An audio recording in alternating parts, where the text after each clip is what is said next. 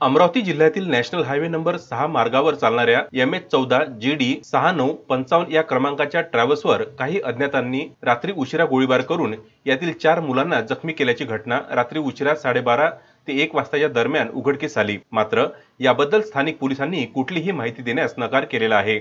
MH14 GD 6955 क्रमांकाची travels Amravati जिल्ह्यातून जाणाऱ्या नॅशनल हायवे क्रमांक 6 वरून जात होती। सदर ट्रॅव्हल्स ही नांदगावपेठ मार्गे व तिवसा मार्गे नागपूरकडे जात असताना नांदगावपेठ व तिवसा मार्गाच्या मधातच या गाडीवर गोळीबार करण्यात आला।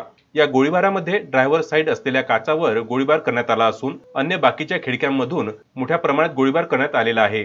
यामध्ये 4 जण जखमी झाल्याची माहिती समोर आलेली आहे। रात्री उशिरापर्यंत नांदगावपेठ पोलीस ठाण्याचे कर्मचारी व अधिकारी तथा तिवसा पोलीस स्टेशनचे सुद्धा अधिकारी कर्मचारी घटनास्थळी पोहोचले होते व त्यांनी या घटनेमध्ये असलेल्या आरोपीचा शोध सुरू केला होता। रात्री उशिरापर्यंत सदर कारवाई चालू होती।